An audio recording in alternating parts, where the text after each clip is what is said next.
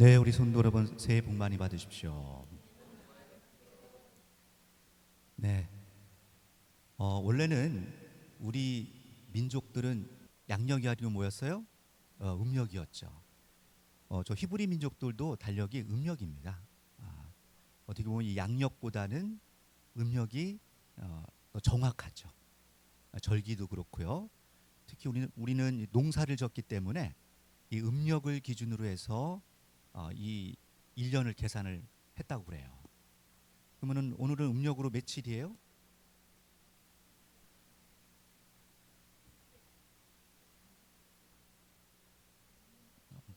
제가 잘못했어요. 네. 괜히 질문해가지고 머리 아프게. 네. 아무튼 뭐 중요한 거 아니에요. 네, 설날이 내일 모레죠? 네. 며칠 안 남은 거예요. 오늘 30일이죠? 네.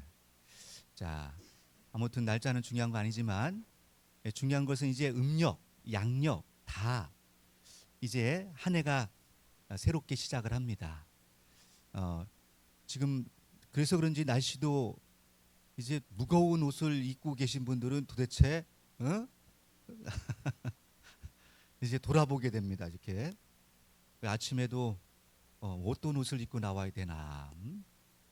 저야 뭐 항상 똑같은 옷이지만 이게 옷을 이제 고민을 하게 되죠. 오늘 날씨가 어떻게 되는지. 네, 오늘 날씨가 또 많이 포근합니다. 앞으로도 계속 포근할 예정이니까 우리 마음도 좀 포근해졌으면 좋겠습니다. 그래서 설 명절을 또 맞이해서 지금 멀리 가신 분들이 있는데, 하여튼 우리 여기 계신 분들도 곧 출발하실 거죠? 네, 마음은 같지만 하나님께 먼저 이렇게 신령과 진정으로 예배드리는 모습 하나님이 기뻐하실 줄 믿습니다. 자, 오늘 제목이 뭐예요? 이 시대의 세례입니다. 우리가 왜 세례가 중요하냐? 어, 이 의미를 알지 못하고 세례를 받거나 또 지금 이 시대에 또 세례를 하는 건 큰 의미가 있을까요, 없을까요? 사실은 없어요. 그래서 우리 이거 깨닫고 보면 우리가 이제 어렸을 때 신앙을 어렸을 때부터 하신 분들은 이제 기억이 날 거예요. 이 세례교인 이쪽, 세례 안 받으신 분 이쪽, 그죠? 그 조그마한 카스테라 주면서도 얼마나 이게 차별하는지. 그래서 이제 세례 꼭 받아야겠다, 막 이랬던 기억이 나는데요. 어, 어디는 또 이 침례가 맞다. 더 이상 물 찌끄리는 건 이건 아니다. 어디서는 뭐 분무기로 부르잖아요. 여기 분무기과 손 들어보세요. 그 분무기도 있네. 있어요. 너 아니다. 무슨 소리냐? 그거는 너무 말이 안 된다. 완전히 빠져야 된다. 그래서 어디에 그냥 목욕탕을 만들어 놓고 그냥 저는 그걸 다 받아봤어요. 물 뿌리는 것부터 해서 찍찍이까지. 그리고 이제 마지막 이 침례까지 받아봤는데요. 그럼 뭐가 달라지나 하고 물속에 정말 들어가는 데만 옆에서 찬송 부르죠. 뭔가 이 하얀 가운을 입고 들어가는데 정말 뭔가 저 물은 깨끗한 걸까? 오염된 건 아닌가? 따뜻한가 추운가 막 쓸데없는 잡념은 다 가지고 이제 들어갔습니다. 그리고 이제 저는 당기고 싶지 않은데 이제 막 담그잖아요. 그래서 이 나오는 순간 뭔가 이게 새로워지는 느낌으로 막 나왔는데 좀 이따 또 재짓고 이게 정말 어떤 의미일까? 그러면 궁금해 안 궁금해요? 저도 궁금합니다. 그러면 예수님은 세례를 주셨을까요?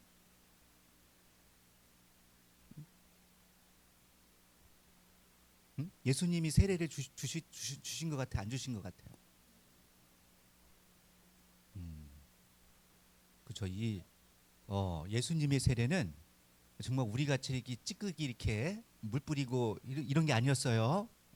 예수님은 불과 성령으로 세례를 주셨죠. 세례는 누가 줬던 거예요?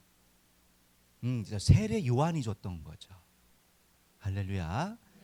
그래서 실제로 요한복음에 가보면 4장에 가도 예수님이 세례를 준 적이 없어요. 근데 누가 주고 있느냐? 세례 요한과 또 세례 요한 밑에서 배웠던 제자들이 있죠. 예수님이 택한 제자들이 다 어디에 있었던 사람들이냐? 세례 요한 그 어떻게 보면 그 교회에 있었던 분들이에요. 그래서 모이면 뭐에 새로운 신자가 오면 세례를 주는 습관이 있는 거예요. 그래서 예수님은 세례를 준 적이 없고 예수님의 제자들이 세례는 줬습니다. 그 기록에 보면 자 그렇다면 이 세례의 의미, 그러면 세례는 누구 때부터 시작된 거예요? 세례 요한 때부터 시작된 거예요. 그럼 그 이전에는 히브리인들이 세례를 준 적이 있어요, 없어요?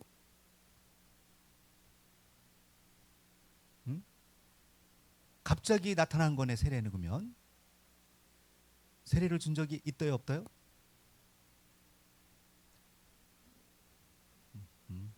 할렐루야. 자, 우리 본문 말씀 이제 하나씩 우리 찾아서 보면서 말씀으로 확인해 봐야 되겠죠? 자, 우리가 정말 이 시간에 이 정말 확실하게 이 시대에 하나님이 원하시는 세례가 무엇인지 다시 한번 깨달아 보고 또 우리 진정한 하나님 원하시는 세례를 받아야 되겠습니다. 자, 우리 베드로 오늘 본문 말씀 열어보도록 하겠습니다. 우리 베드로전서 3장 20절에서 21절인데요. 베드로전서 3장. 자, 이 앞에는 없어요. 없다고 생각하셔야 돼요. 자, 베드로 3장 20절에서 21절 찾으셨어요? 아멘. 자, 읽어보겠습니다. 시작. 그들은 전에 노아의 날 방주 예비할 동안 하나님이 오래 참고 기다리실 때에 순종치 아니하던 자들이라. 방주에서 물로 말미암아 구원을 얻는 자가 몇 명뿐이니 겨우 8명이라. 물은 예수 그리스도의 부활하심으로 말미암아 이제 너희를 구원하는 표니 곧 세례라. 육체의 더러운 것을 제하여 버림이 아니요 오직 선한 양심이 하나님을 향하여 찾아가는 것이라. 아멘. 아멘. 자, 물을 설명하고 있죠.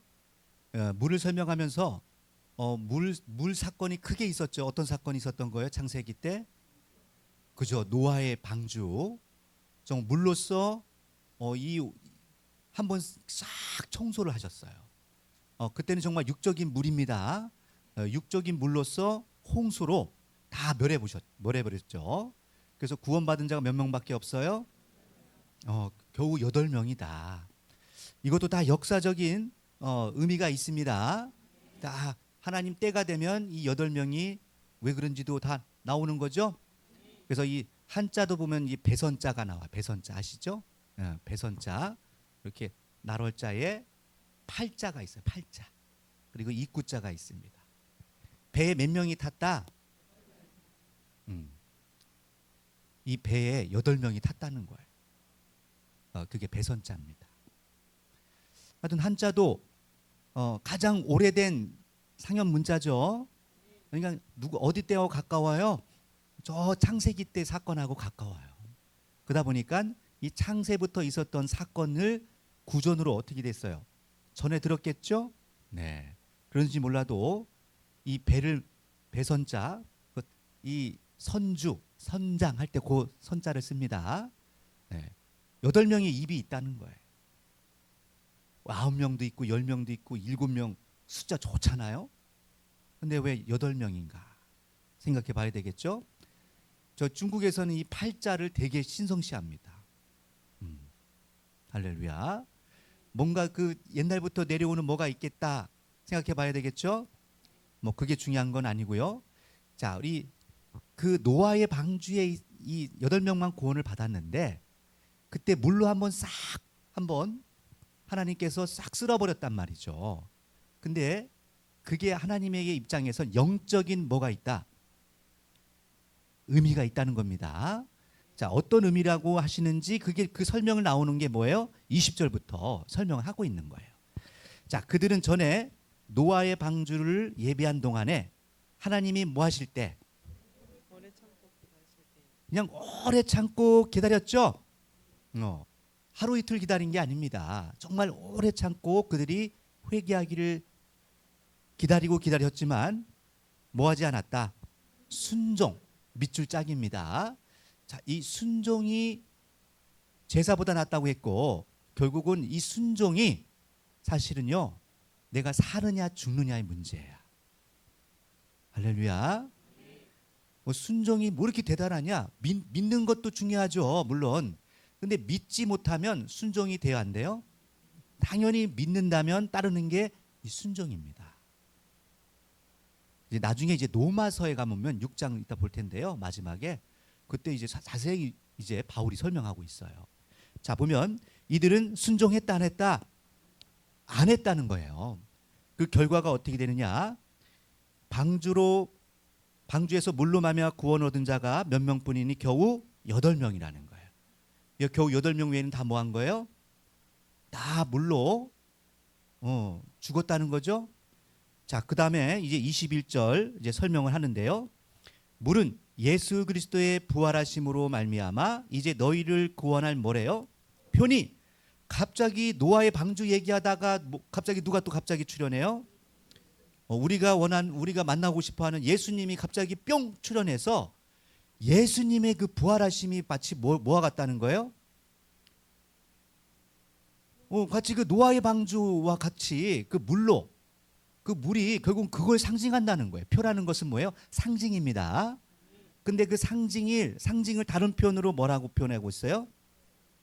그게 곧 세례라는 거예요. 세례. 이해되셨죠?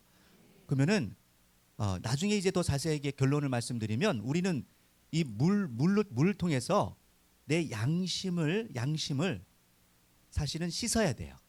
그리고 씻는다는 게 무슨 의미냐? 완전히 죽는 거예요. 뭐 한 거라고요? 그래서 나는 죽고 나의 이전에 내가 옛날 습관, 옛날 그 마음의 연약함, 또 상처, 아픔 이런 것들 있어요, 없어요? 넘쳐나죠. 사실 이런 걸 다 쓸어버리면 좋겠는데 이게 없어져요, 안 없어져요? 이런 게 도무지 안 없어져요. 그러니 우리는 계속해서 뭐 해야 되느냐? 씻어야 돼. 매일매일 씻어야 돼. 이걸 바울은 매일 죽노나라고 고전 15장에 표현한 것인 거죠. 그래서 결국은 세례받는다라는 것은 그냥 단순히 씻는 의미가 아니야. 결론을 말씀드리면 뭐 하는 거예요? 내가 완전히 죽어야 돼. 할렐루야. 예수님은요 뭐라고까지 표현하냐면 누가복음 12장 우리 잠깐 50절 갔다 올까요? 누가복음 12장.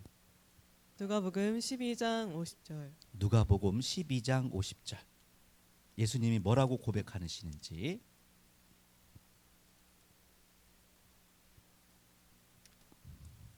찾았나요? 자, 50절입니다. 자, 시작. 나는 받을 세례가 있으니 그 이루기까지 나의 답답함이 어떠하겠느냐. 아멘.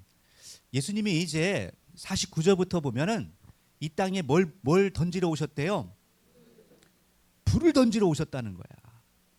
근데 이 불이 붙었어요, 안 붙었어요? 아직 안 붙었다는 거죠. 그러면 예수님이 던지고자 하는 불은 어떤 거예요?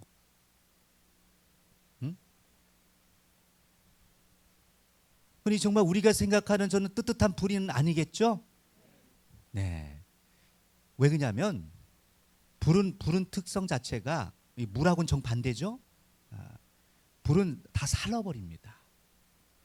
할렐루야. 그리고 소멸해 버려요. 심판할 때는 그래서 이 불이 제일 무서워.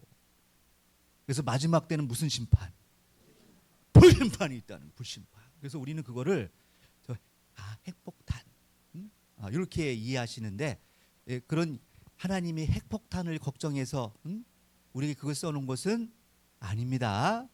그럼 2000년 전에도 그러면 예수님이 핵폭탄 들고 오신 거 이게 보통 가지고 그게 아니란 말이죠.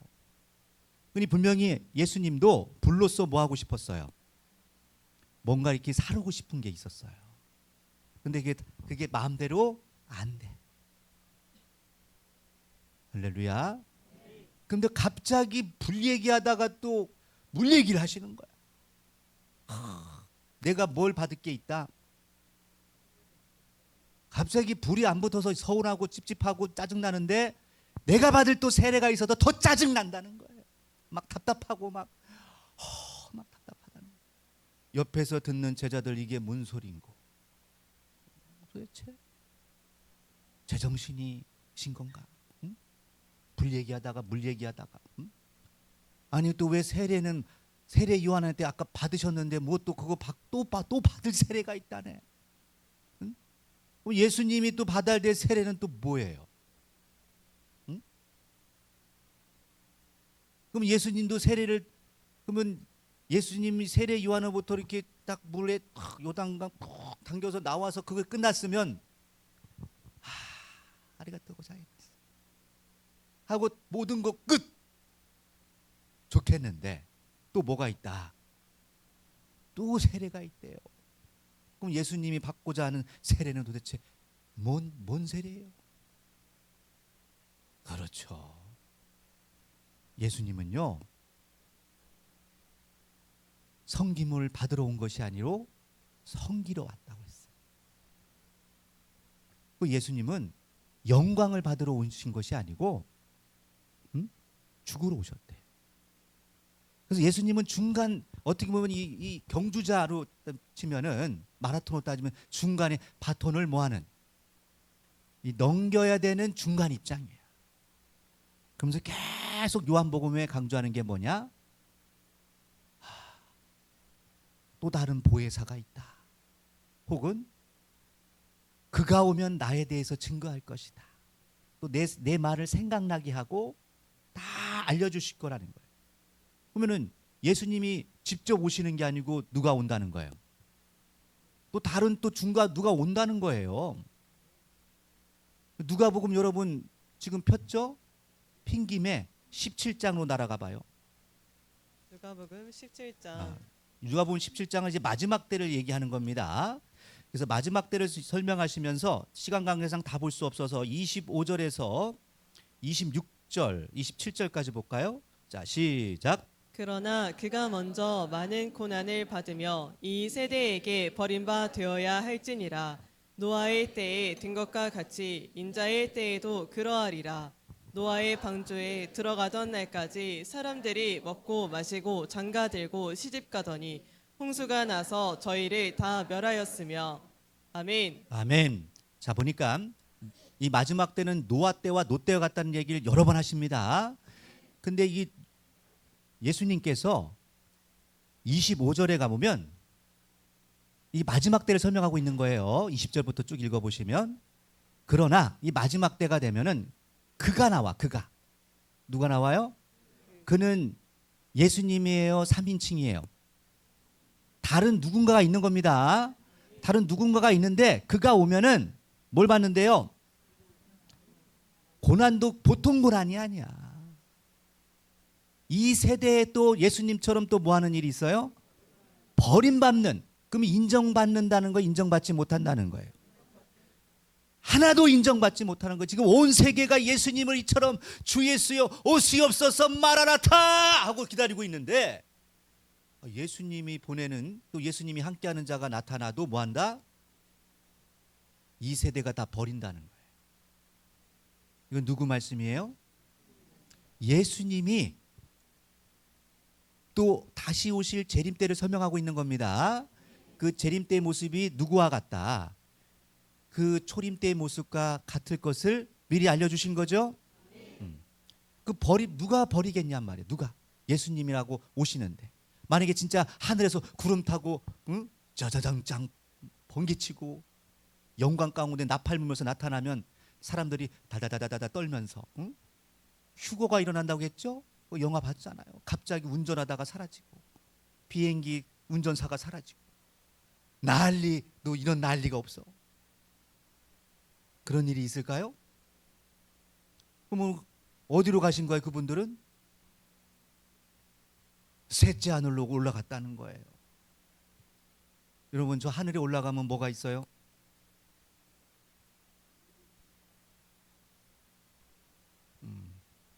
잘 모르겠으면 비행기 타고 한번 뛰어내려 보세요. 뭐가 있는지. 음, 추워서 못 있어 거기. 산소도 없어. 압력도 세가지고 버티기도 힘들어. 거기서 어떻게 살아? 어떻게? 할렐루야. 휴거하시기 바랍니다. 그 올라간다는 의미는 잘못 해석하는 거예요. 제가 보기에는. 우리도 이제 새해가 되면 1학년에서 2학년으로 올라가요, 내려가요? 올라가지. 여기 고3도 있잖아. 그죠? 없어요? 그러니 이 위로 올라간다는 것은 단순히 단어대로 이렇게 뿅 요게 올라가는 게 아니에요. 그 수준 낮은 얘기야. 그러니 우리의 생각이 지금 세례에 대해서도 지금 뭐예요?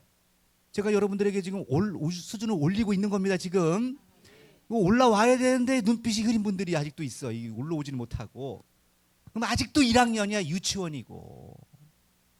그래서 성경에서는 그런 자들 초딩이라고 해요. 초딩. 몽학 선생 안에서 배웠다. 유치원 수준이라는 얘기예요. 어릴 몽이야. 어릴 몽. 그럼 거기서 이제 어떻게 해야 돼요? 올라가야 돼요? 밑으로 더 내려가야 돼요? 응? 올라가야지. 뭐가 올라가는 거라고요? 그죠? 여러분 우리 이제 이 생각하는 수준이 올라가요.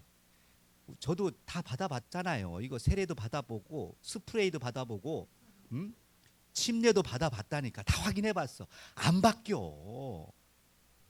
안 죽어요. 안 죽어. 또 싱싱하게 살아가지고 또 가서 또 죄 짓는다니까. 절대 안 바뀌어. 다 해봤어요. 그런데 바뀔 수 있는 건 뭐냐? 결국은 정신머리를 고쳐야 돼. 마음이 바뀌어야 돼. 마음이. 내 이 양심이 바뀌어야 돼요. 이러면 양심이 털이 난 것을 이걸 뽑지도 않고 맨날 씻기만 한다고 그게 씻기냐고. 완전히 죽어야 돼. 할렐루야.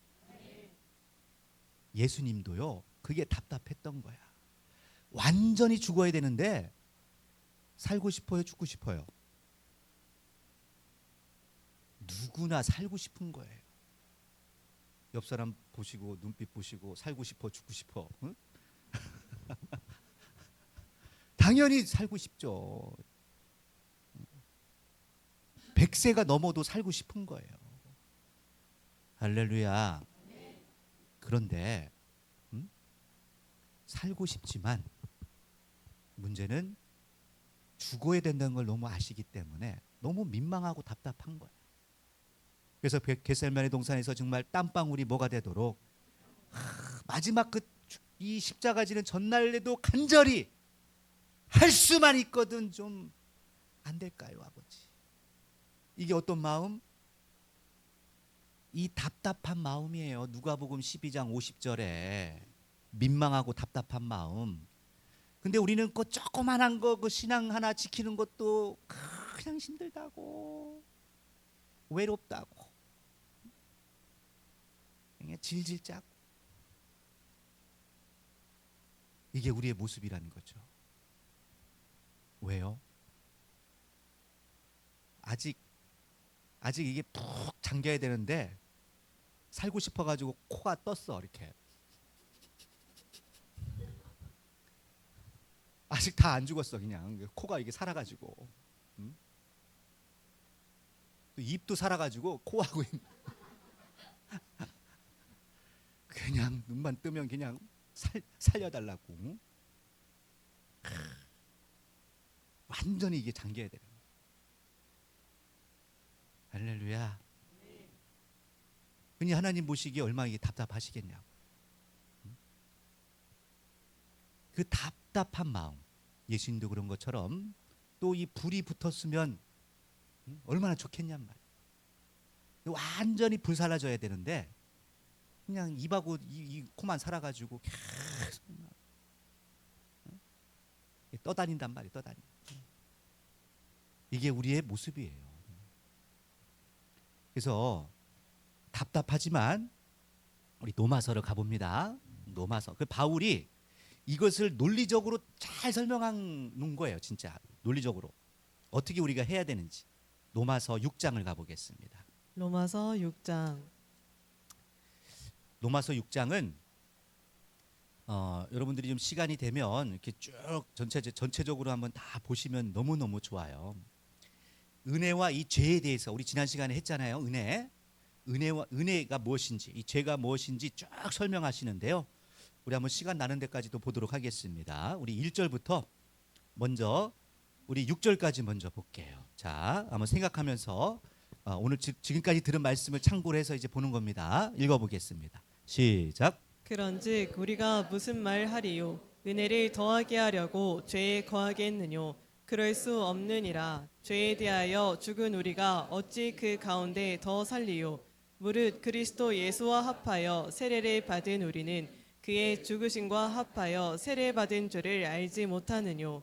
그러므로 우리가 그의 죽으심과 합하여 세례를 받음으로 그와 함께 장사되었나니 이는 아버지의 영광으로 말미암아 그리스도를 죽은 자 가운데서 살리심과 같이 우리도 또한 새 생명 가운데서 행하게 하려 함이니라. 만일 우리가 그의 죽으심을 본받아 연합한 자가 되었으면 또한 그의 부활을 본받아 연합한 자가 되리라. 우리가 알거니와 우리 옛사람이 예수와 함께 십자가에 못 박힌 것은 죄의 몸이 멸하여 다시는 우리가 죄에게 종노릇 하지 아니하려 함이니. 아멘. 아멘. 자, 중요한 단어가 나왔어요. 뭐냐면 죄의 종로로 탄다는 거야. 자, 우리가 이전에 예수님을 알기 전에 또 예수님의 말씀을 깨닫기 전에는 뭐였느냐? 죄의 종로로 탔던 거예요. 그럼 죄의 싹은 뭐라고 했어요? 사망이에요. 죄의 결과는 왜? 결국은 죄라는 그 앞절에서 설명합니다. 5장 그 앞에 볼까요? 설명을 돕기 위해서 5장 그 앞에 5장 보면요. 19절부터 보면 제가 읽겠습니다. 한 사람의 순종치 아니함으로 뭐가 들어왔어요? 많은 사람이 죄가 들어온 거죠. 네. 근데 반대로 누가 한 사람이 순종함으로 많은 사람이 의롭게 됐다는 거예요. 이게 이해되시나요? 결국 우리가 왜 죄인이냐 하느냐면 저 아담 할아버지가 죄를 져서 우리도 같이 덤탱이로 뭐 한 거예요? 다 죄인이라는 거야. 난 죄가 뭔지도 모르는데 그 우리 어린 아이도 눈 보세요. 저기 저 사슴 같은 눈방울이 어떻게 죄인이냔 말이야. 근데 죄인이라는 거예요. 응? 누구 때문에? 아담의 그 죄 때문에. 그래서 뭐라고 설명하냐면 율법이 가입한 것은 뭐 하려고? 범죄를 더하게 하려 함이라. 그러나 죄가 더한 곳에 뭐가 더했대요? 은혜가 더욱 넘쳤나니 이는 죄가 사망 안에서 왕노릇한 것 같이 은혜 또한 의로 말미암아 뭐 하려고? 왕노릇하여 우리 주 예수 그리스도로 말미암아 영생에 이르게 하려 함이니라. 아멘. 자, 이게 여러분 좀 이해가 되셔야 되는데요. 결국은 우리가 이전에는 아담자는 오실자의 표상이라고 했습니다. 그니 아담의 죄로 따라서 어떤 법, 선악과를 따먹지 말라. 따먹는다는 정령 죽는다. 이 법 때문에 죽은 겁니다. 그리고 그 외에도 율법이 630개 이상의 율법이 더해졌어요. 구약 때. 그랬어요, 안 그랬어요? 점점 이 지금 교통법규도 점점 심해져. 깜빡이를 켜야 된다, 안 켜야 된다. 건널목에 이거 미리 거기 서야 된다, 안 서면 3만 원 벌칙. 별게 다 점점 심해지면 올해 또 새로운 법칙이 또 나올 거야 아마. 다 법은 왜 만들어지는 거예요? 법을 왜 만드는 거예요? 죄 짓지 말라고? 그건 당연한 거고요. 죄를 만들어내는데 사람들의 양심이 뭐 하니까 양심이 없어. 남을 사랑해야 되는데 이웃을 배려해야 되는데 지가 차 타고 다닌다고 그냥 건널목 또 씩씩씩 달리고 어린아이들 이렇게 막 등하교 하는데 막 그냥 늦었다고 휘휘 달리고 양심이 없어, 양심이. 그 양심이 없으니까 어떻게 이제 법이라도 저 양심을 너가 잘못하고 있다는 걸 알려주고 싶은 거예요. 법을 왜 만들어요?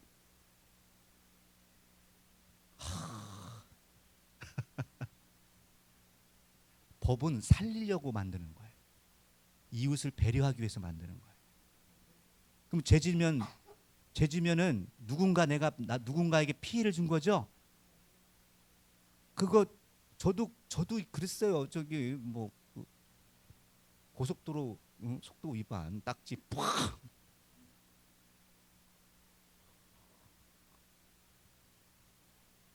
어떤 마음이 들어요?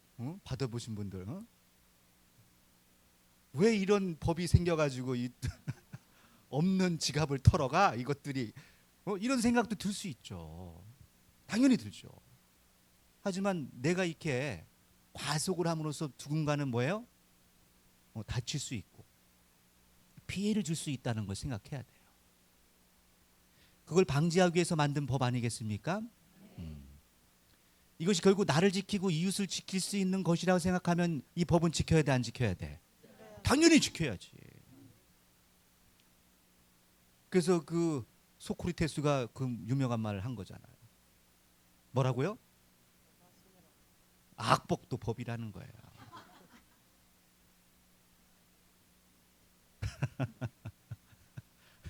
그래서 저도 매일 참교육을 받습니다. 참교육을. 근데 이 교육을 통해서 뭐 해야 돼요? 변화되니까. 할렐루야.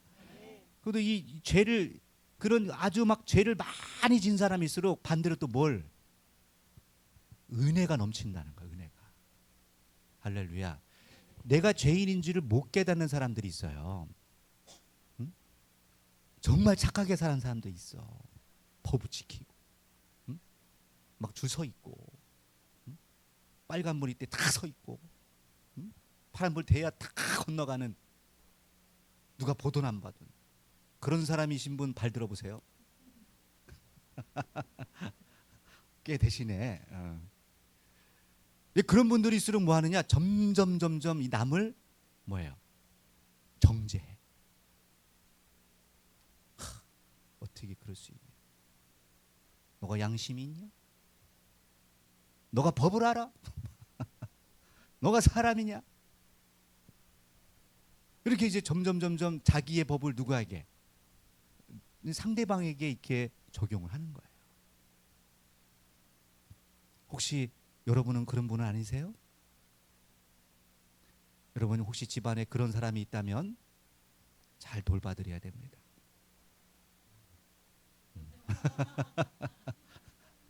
있어. 큰 집안에 한두 명씩 있어. 지금 네가 몇 시인 줄 알고 지금. 응? 꼭 그런 분 때문에 이 집안 분위기가 이제 갑자기 그죠? 긍랭으로 바뀌잖아요. 찬바람 불. 있습니다. 하지만 그런 것들이 사실 조금만 뒤집어 보면 뭐가 더 넘칠 수 있는 거예요? 이 깨닫고 보면 은혜가 넘치는 거예요. 은혜가. 할렐루야. 하나님께서는 이 죄가 더한 것에 이 은혜가 더 넘친다고 했습니다. 그러면은 이것은 어떤 원리냐? 결국 내가 깨닫는 거예요. 뭐인 것을. 정말 어쩔 수 없이 썩어져 가고 죽어가고 절망할 수밖에 없는, 나는 죽을 수밖에 없는 인생이라는 것을 깨달아야 되겠죠. 여기에서 내가 어떻게 영원히 살 수 있는 영생의 길로 갈 수 있는 문이 열렸다면, 또 죄를 용서받을 수 있는 문이 열렸다면 얼마나 기쁜 소식이겠습니까? 그래서 이 복음이라고 하는 거예요. 뭐라고요? 복음. 결국 내 양심이 선한 길을 찾아가는 거예요. 이것이 그럼 뭐예요? 세례가 되겠습니다. 계속 이 시간도 지금 뭐 하고 있는 거예요? 여러분이 저보다 더 잘나고 똑똑하신 분들이 많아요. 얼마나 대단하신 분들이 많은지 몰라요. 하지만 하나님 말씀을 듣겠다고 이 설날 전날에도 이렇게 하나님 말씀 앞에 나오셨어. 이게 뭐 하는 거예요? 이게 세례예요, 세례.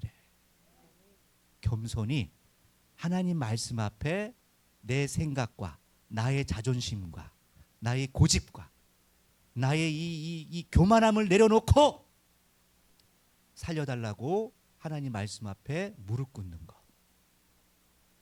할렐루야. 네, 그런 마음이 준비되셨나요? 오늘도 이 시간 여러분 그런 마음으로 하나님 말씀 앞에 신령과 진정으로 드려지는 것이 뭐냐? 진정한 하나님의 세례다. 나의 옛사람은 뭐 해버리고? 버리고. 다시 누구로 거듭나는 거예요? 새 사람으로 거듭나는 거죠. 이걸 이제 좀 더 보도록 하겠습니다. 골로새서. 나중에 시간 됐을 때 6장 쭉 끝까지 보세요. 자, 시간이 없어서 골로새서 2장을 가봅니다. 골로새서 2장 11절, 12절 읽어볼게요. 자, 찾으셨나요? 읽어보겠습니다. 시작. 또 그 안에서 너희가 손으로 하지 아니한 할례를 받았으니 곧 육적 몸을 벗는 것이요 그리스도의 할례니라. 너희가 세례로 그리스도와 함께 장사한 바 되고 또 죽은 자들 가운데서 그를 일으키신 하나님의 역사를 믿음으로 말미암아 그 안에서 함께 일으키심을 받았느니라. 아멘. 자, 아까 로마서 6장에서 말한 것처럼 그 전에는 이 죄의 종이었지만 이제는 누구를 믿음으로? 예수님이 나의 죄를, 내 허물을 대속해서 돌아가셨고 나의 모든 이제 이 죄의 문제는 해결됐다. 이거를 뭐하면? 믿으면 이제 누구의 종이 되는 거예요? 의의 종. 로마서에서는 의의 종이라고 되어 있습니다. 그러니까 예수님의 종이 되는 거예요. 예를 들면 그럼 우리 예수님이 종이 돼야 돼요? 죄의 종이 돼야 돼요? 그러면 그게 뭐다? 은혜의 삶입니다. 그럼 우리는 웃어야 돼요? 은혜 받았다는데 웃어야 돼요? 찡그려야 돼요? 오늘도 또 친지들 만날 텐데 또 보고 싶지 않은 친지들이 또 있어요. 쟤는 왜 이렇게 또 거르지도 않고 오네. 뭐 그런 사람도 있을 수 있어요. 그럼 그분도 은혜 받아야 돼요? 죄로 그냥 죽어야 돼요? 은혜 받아야죠. 나도 은혜 받았으니까 받았으니 거저 주라고 했습니다. 자, 이 골로새서 2장 말씀을 좀 더 보면요. 그 안에서 너희가 손으로 하지 않은 할례를 받았다고 합니다. 손으로 하지 않은 할례는 뭐예요? 예레미야 4장과 4절 가보면 마음의 할례가 있죠. 육적인 할례는 그냥 형식이에요. 육적으로 할례한다고 뭐가 달라져? 달라지는 거 없습니다. 그냥 표야, 표. 하지만 이거를 오해해서 저 아프리카에서는 여성도 할례해야 된다고 하는 데도 있어요. 기가 막혀요. 코가 막히고. 그런 의미가 아닙니다. 그런 육적인 할례의 의미가 아니고 진짜 하나님이 원하시는 것은 로마서 2장 28절 말씀처럼 표면적인 유대인이 아니라 이제 할례는 어디에 해야 된다? 이 마음의 할례를 해야 된다는 거예요. 이면적인 유대인이라는 겁니다. 그래서 이 마음의 할례는 뭘로 해야 돼요? 육적인 할례는 뭘로 했어요? 여호수아서를 가보면 부싯돌로 했어요. 부싯돌. 차돌은 무슨 색? 흰색. 할렐루야. 그래서 계시록 2장 가보면 흰돌이 나와요. 흰돌. 감추었던 만나와 뭘 준다? 흰돌. 흰돌로 뭐 해야 돼요? 이제 진짜 할례를 받아야 돼. 내 마음의 가죽. 할렐루야. 에스겔서 가면 나옵니다. 네. 내 마음의 굳은 마음을 제하여 보여야 된대요. 이것이 뭐다? 할례. 그래서 이게 손으로 하지 않은 할례죠. 그래서 내 마음에 지금 굳은 마음을 여러분 어떻게 하고 있어요? 깨달음으로 내 고집, 아집을 지금 오늘도 이렇게 싹 차돌로 베는 거야. 아프죠. 귀찮죠. 힘들죠. 하지만 그것을 통해서 내가 뭐한다? 거듭나는 줄 믿습니다. 거듭나는 일입니다. 그래서 이것은 손으로 하지 않은 할례. 곧 뭘 벗는 것이다? 육체를 벗는 것이라는 거예요. 육체를 벗는 것. 육체를 벗는다는 건 뭐예요? 이게 불교에서 말하는 해탈이잖아요. 이게 해탈. 그러면서 12절에 가서 이것을 뭐라고 설명해요? 세례라는 거예요. 세례. 할렐루야. 누구 안에서 이루어지는? 그리스도 예수 안에서 이루어지는 세례다. 이 세례는 결국 단순히 물 찌끄리고 물통에 들어갔다 나오는 것이 아니라 진짜 매 시간 여러분 마음속에 있는 굳은 마음, 굳어가지는 마음을 어떻게 해야 돼요? 제하여 버리고 내 이전 옛사람은 이제 자꾸 내가 율법적으로 살아가지고 지금 몇 시인데 이제 오십니까? 이게 따지고 그러지 마시고 이제는 어떤 눈빛으로 사랑과 은혜의 눈빛으로 내 말을 지긋지긋하게 안 들어도 사랑합니다. 주님의 이름으로 사랑합니다. 표정이라도 자꾸 어떻게 해야 돼요? 말이라도 내가 바뀌어야죠. 근데 이게 점점 깨닫게 되면요 진심으로 사랑하게 돼요. 누구까지도 원수까지도.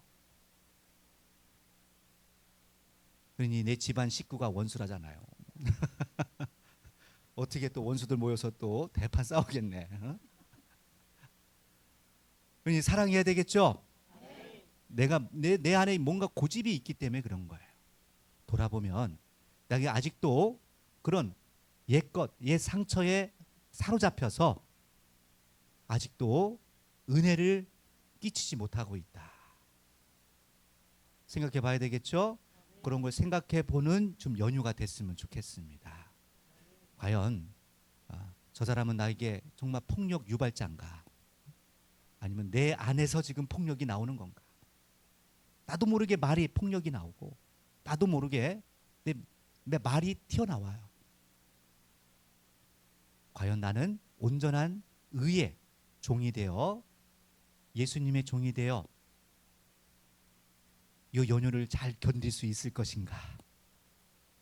한번 생각해 보시고요. 진짜 예수님이 원하시는 온전한 세례를 받는 우리 모두가 되시기를 축원드리겠습니다.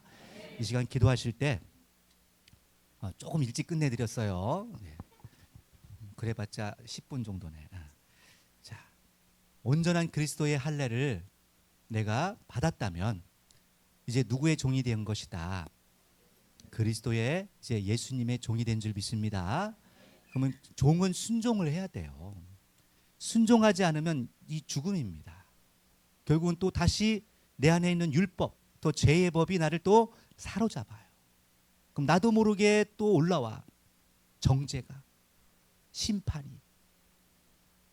혹시 내가 그러고 있지는 않은지 다시 한번 돌아보시고 내 안에 하나님의 은혜가, 주님의 은혜가 더 넘치는 은혜로운 명절 될 수 있도록 또 이웃들이 될 수 있도록 해달라고 우리 간절한 마음을 기도합니다. 자, 기도하시겠습니다. 주님 도와주시옵소서. 우리의 이전 것은 다 그리스도와 함께 십자가에 못 박혀 다 내려놓은 줄 믿사오니 아직도 내 안에 사로잡고 있는 그 욕망과 죄의 속성과 욕심들이 있습니다. 인정받고 싶어하는, 높아지려고 하는 아버지 그런 악한 마음들 있사오니 용서하여 주시고 그리스도와 함께 완전히 이 시간 아버지 베어내고 아버지 십자가에 못 박고 다 죽일 수 있도록 도와주시고 아버지 저희들 이제 새로운 이 말씀을 통해서 생각과 마음을 씻고 거듭나고 고침받고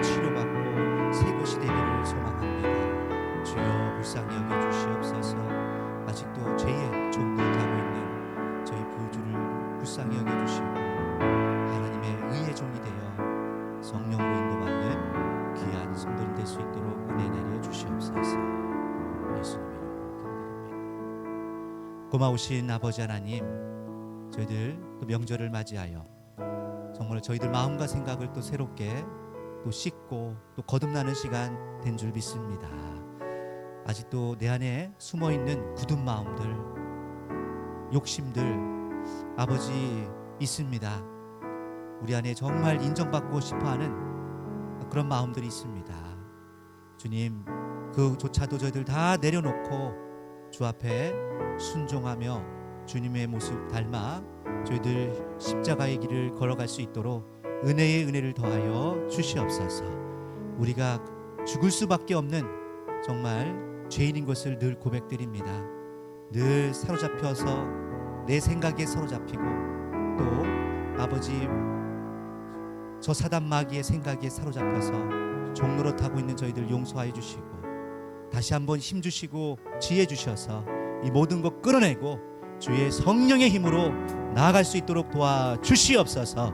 저희들 오가는 모든 길 안전을 지켜주시고 모든 길 가정과 그 모든 우리 모든 사람들 만남 가운데도 함께 해주셔서 아버지 기쁨과 감사와 은혜가 넘치는 시간들 되기를 간절히 소망하며 이 모든 말씀 영원한 생명이 되시는 예수님의 이름으로 기도드립니다. 아멘.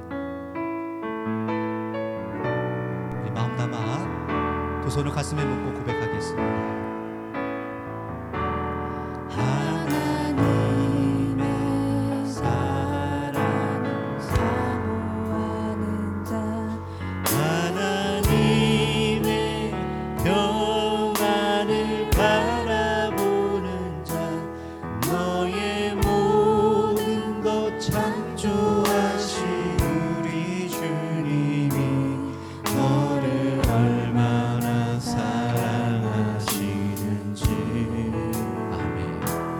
하나님께 찬양과 경배하는 자, 하나님의 선하심을 닮아가는 자, 너의 모든 것 창조하신 우리 주님이 너를 자녀 삼으셨네.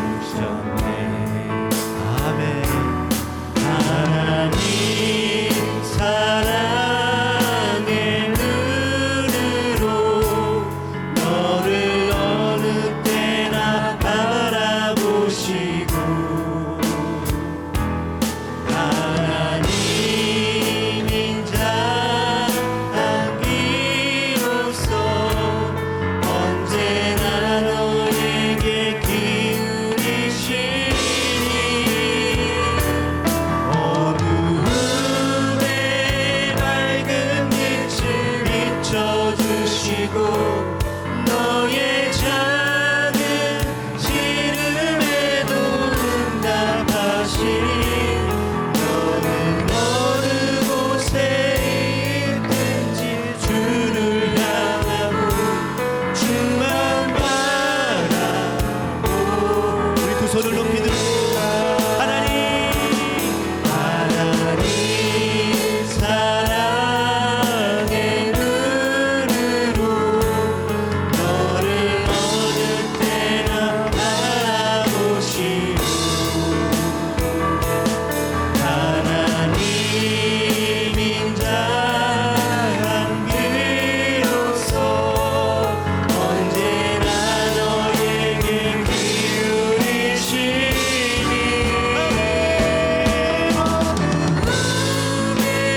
밝은 빛을 비춰주시고 너의 작은 시름에도 응답하시니 너는 어느 곳에 있든지 주를 향하고 주만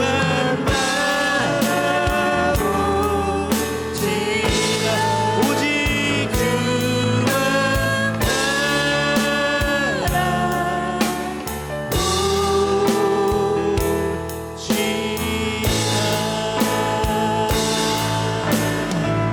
할렐루야.